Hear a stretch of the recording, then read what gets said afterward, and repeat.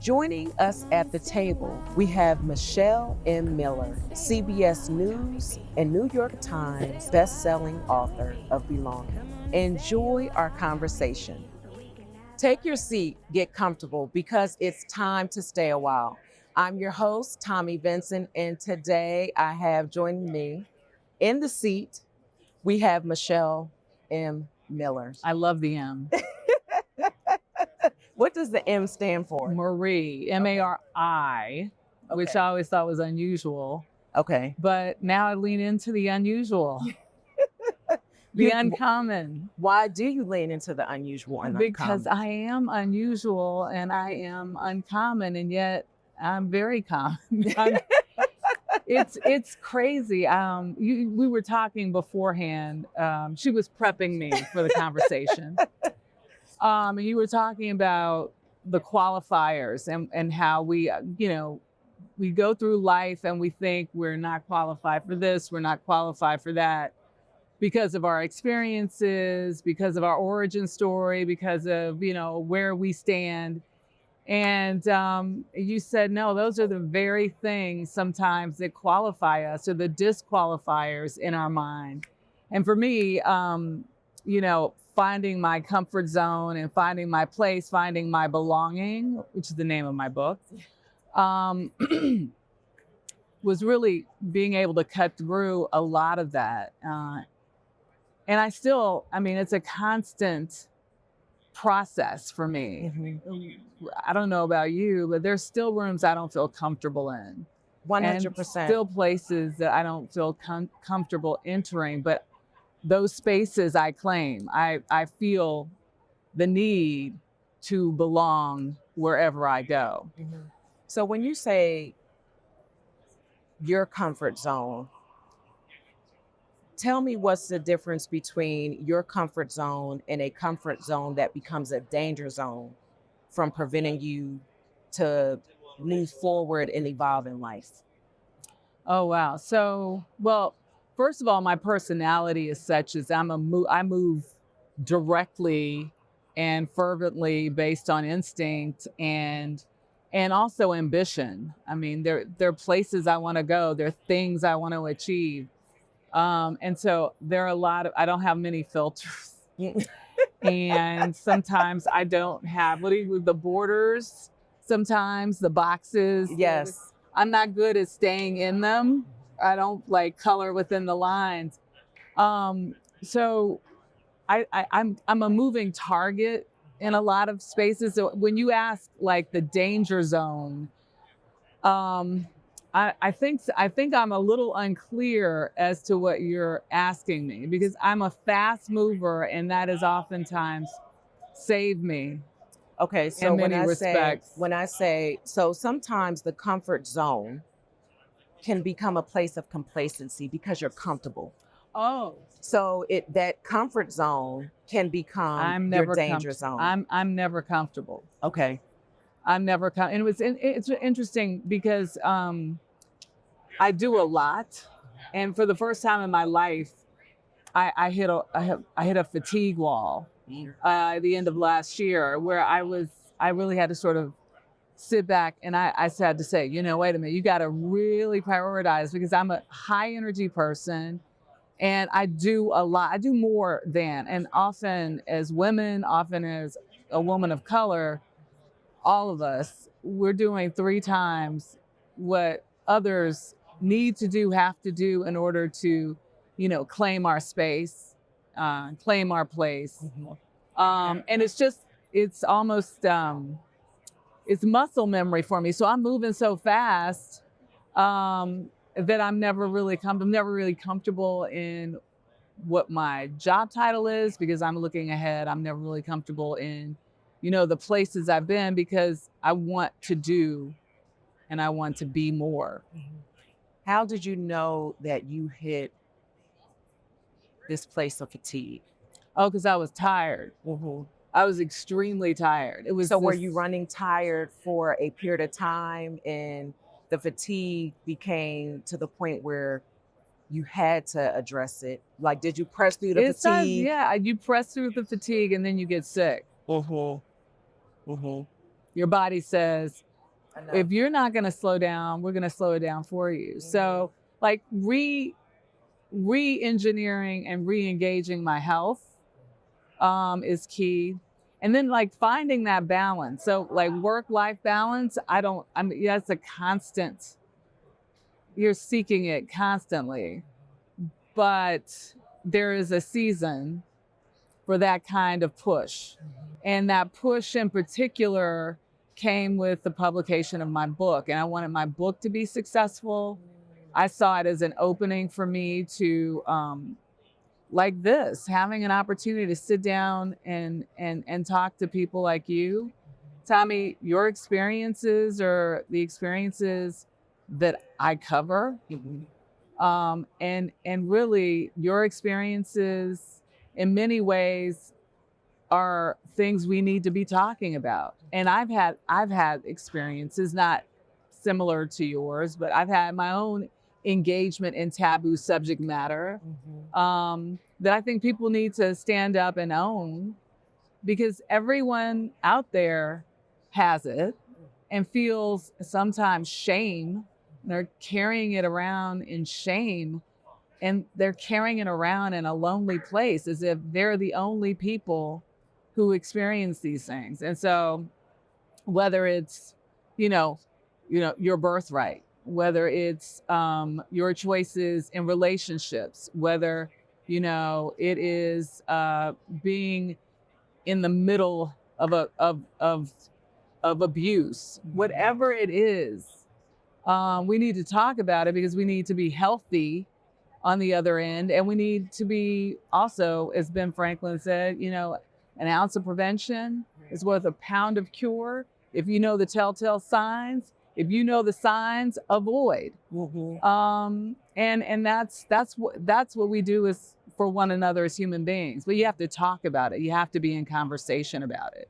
You have to be open about it. Sometimes for myself personally, because of how I was raised, the environment I was raised in, and as a woman watching the women navigate life, the things that should be red flags for me were normal. So it wasn't a red flag, it was a green flag, because this is what we do. We know how to take life, sling it over our shoulder, and make it do what it do. Yeah, and it's learned. 100% it's learned. Mimic behavior. If you see it, you can be it. That's like a mantra for, moving ahead. And that's also for some bad behavior too. But I didn't let you finish your question, but throw it in there. Yes. So, and that's fine, because I appreciate having conversation in an organic conversation. We just going to talk. It's not the interview. Exactly. We're talking because this is what and how the listening audience has an opportunity to glean from our bought sense, because we already paid the price. That's really important to me. I believe that if we talk more, if we share more, the things we're talking about in reference to the behavior that we acquire in life as a result of watching the examples we have before us, if there's anything about that is amiss and you hear it in conversation, you can say, wait a minute, I do that. And I need to evaluate that aspect of me, because it can lead me to this place of fatigue where it's impairing my health. I had no idea I was going to talk about my fatigue. But it's a real thing.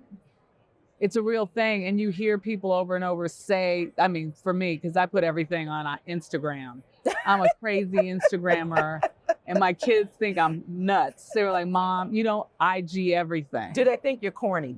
I'm corny. No. Well, okay. So this I will say, it's really funny, because I got no respect from the kids until I started leaning into their generation. And so last week I'm doing a piece for American Black, BET's, magazine format show, which airs in a couple of weeks. And it's on Keith Lee, the food critic, influencer. And I was in the van with him, and we were doing the little taste test, and we were rating it. And then he put it out on social media. I didn't say a word to my children. right? My son's at Penn. He's graduating this year. He texts me. He says, "Mom," he was like, "You went viral, 2 million views. What the heck?" You were cool then. I was cool then. I love it. But, like all of that, it's, but, everyone tells me, slow down, you do too much. And in my head, I don't know if this is the case with you or with you. That's our producer right there. What's your name, sweetie? Minch? Meech. Yeah. And to me, if I'm not constantly moving, if I'm not constantly doing, I feel, okay, here's an epiphany that I am not earning my space and I'm not earning my place, right? I think we as Black women in particular have, that's that's part of like our infirmary, but it's also part of our like our giddy up, Yes. And so, but last year I think was somewhat isolated because I was so driven with a mission in mind to make this book a success. And before you go further into that, can you just share the title of your book so everyone knows the book you're referencing? The title of my book is Belonging, A Daughter's Search for Identity Through Loss and Love. And it is essentially my origin story. And it's not just my origin story, but it talks about how the fact that I am the product of a biracial union out of wedlock and how that impacted my thoughts, my ideas, and my progress through life. And what I think is really key and important for me was I never thought it was a story that people would want to hear or read, because it's not a tragic story. It's not as harsh as the stories of so many of us. Mm-hmm. And I've been successful, right? I've had a relatively amazing life. And someone told me, yeah, but that's a story. A friend of mine said, your story is like, it's not tragic, it's not uber successful. You're the rest of us. You're the middle. It's like relatable. You're like that. It is relatable in the sense that you're like us, mm-hmm. like the people in the middle who are like have a moderate level of success and who are doing things that are amazing. And we're not uber famous and we're not in the gutter. We're like that middle of the road. I love that analogy. But it's like the middle kid. It is the middle kid. It's the middle kid. It is the middle kid. And so for me, I'm just expressing to folks who I think are out there like me with similar circumstances surrounding their birth. And you'd be surprised how many people live in the shame of the non-nuclear Ossie and Harriet kind, and maybe that's not, Claire and Heath Huxtable kind of, yes. Experience of childhood. And they carry that through life in a way that keeps them from doing the things that would make them happy, doing the things that would make them successful. And I've heard a lot from people saying, oh my gosh, I'm adopted. Oh my gosh, I come from a very similar background. And my mother doesn't acknowledge me or my father doesn't acknowledge me too. And how that burden, you carry that burden with you through life. And so that was the impetus of this story coming out, which the catalyst was through a piece I'd done on the death of George Floyd. A little piece of my origin story came out in a story about the death and the social justice protests that were happening around his death over that period of time in 2020, dating back all the way to the LA uprising of 1992 that I lived through. Because mm-hmm. I'm from Los Angeles. I'm from South Central Los Angeles. Know that. Mm-hmm. And I so clearly remember the Rodney King mm-hmm. incident where he was beaten by 4 LAPD officers. So I say that because I think, you have a story to share. Mm-hmm. We all have stories Absolutely. To share, and we all can learn from each other through those stories. And I love that you're in conversation about them. There's so much power in our stories. For a very long time, I did not tell my story, and I kept so many aspects of Tommi tucked away. Mm. And it was when I started telling my story that opportunity presented itself. Because like when you're talking about your book, and my story's not the story of tragedy or triumph, but it's all in there somewhere. Yeah. There's aspects of that in the story. For me, it was not wanting to share because people won't feel like I belong at the table Mm-hmm. because of my background. Well, they look at you and they see one thing, Mm-hmm. right? And they kind of make up a story in their mind about like what your lifestyle was like, how you were raised, what you had, what you didn't have. And that puts you in a box. It becomes the mantra of who you are to them. And oftentimes we want to, that's kind of a nice little box to be in. Mm-hmm. But it's funny you should say that, because it was only when I remember there was a reporter who told me, be you, do you, trust you. Ooh. And because I was always so like, I kept everything in. And until I started to be me, be more of me, that was when everything sort of clicked. It clicked professionally. It clicked where I'm at now is CBS. Just the clicking of it, authenticity is something that, it's the real deal. When you are truly who you are, people see it. And you can't fake your way in. Before the clicking happened for you, where you like, okay, I'm going where I'm supposed to be going, what was your state of mind as you were pursuing professionalism in the field you're in now? Oh, I was dogged. I did, again, I did everything. Everything. I was in touch with everyone.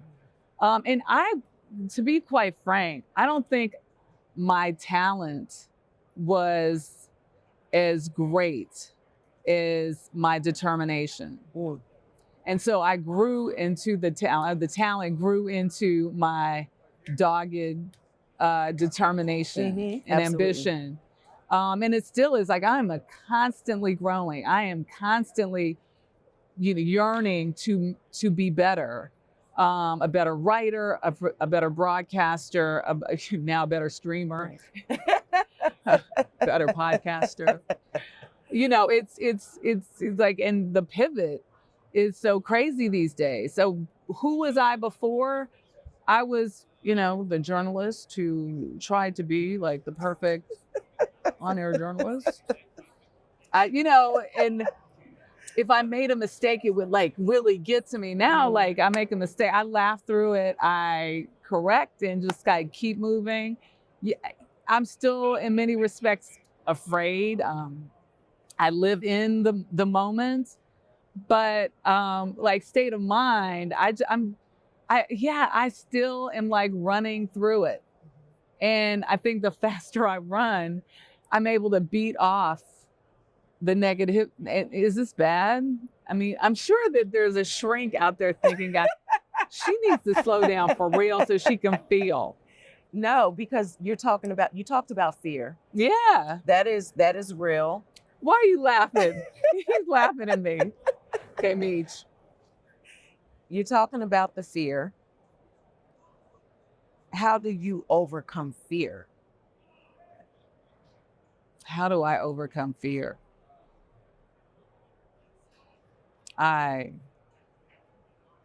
Well, I'll give you an example. I get stage fright. And I get stage fright on set when I'm doing my work. Throw me your pen. Oh, you can't even throw right. Look at you. I can't catch. So fear is nervous energy, right? And so what you do is this is an exercise I do. I pour the energy into my hands and I drive it into the pen. Now, hopefully the pen is not easily breakable, but I concentrate all that fear into an inanimate object. So that's like a relatable, that's a tool I use. Like that's fear in the moment. Like fear that I, in a year, won't have a job in the state at which we're in this crazy, ever-changing, hey Cam, how you doing, boo? Cam Newton. Sorry. Lamel McMorris. Excuse me, I know people. So, so the fear, I was trying to avoid the fear issue here. Yes, you see, I tried to pivot. But no, seriously, I think about those things. I just move through it. Okay. Because, either you do it or you don't do it. You let the fear overcome you and you don't do those things that you want to continue doing. Or you go out and you try to create a circumstance where you put more in your pro side to ensure that you will continue to move in that which you are fearful of losing. There we go. So my motto is be afraid and do it anyway. Pretty much. That was that's short and sweet. Essentially what I just said. It is exactly. I have a motto. What is your motto? Because I think, part of me is, I tell young people all the time, don't believe the success story you see. Because before all the success and through all the success, there's been a lot of failure, a lot of mistakes. And the success is being able to get back up, and pushing through. So the motto is, a setback is nothing but a setup for a comeback. And I tell people, just get back up, get back on that horse, and just keep moving. Keep moving. Michelle, I am really grateful that you took time out of your full schedule. Not so full. I've been here all of 12 hours. It will be 12 hours in Vegas. That's a full schedule. 12 hours. From the East Coast to the west side of the country. That's a lot. Yeah, with a few stops in between. Okay. Yes, finishing up that Keith Lee story. Okay. Yes. Okay. Yes. I can't wait to see it in totality. I want you to see it. Yeah. I want you to see it. Yeah. I want you to see all of the things I do. Well, first of all, I follow you. We get the opportunity time and again to hang out with our good friend Alexander Smalls. Oh, I love me some He's Alexander. The best. He's the best. It's his birthday month, so let's wish him a happy birthday. Yes. Happy birthday, Alexander Smalls. He's our Valentine. He's the best. He really is. Generous, thoughtful, and learned. A man who is making stuff happen. For everyone. For everyone. Yes. For everyone. But thank you so much for joining me today. No, thank you. I appreciate it. Thank you. Oh, thank you, boo.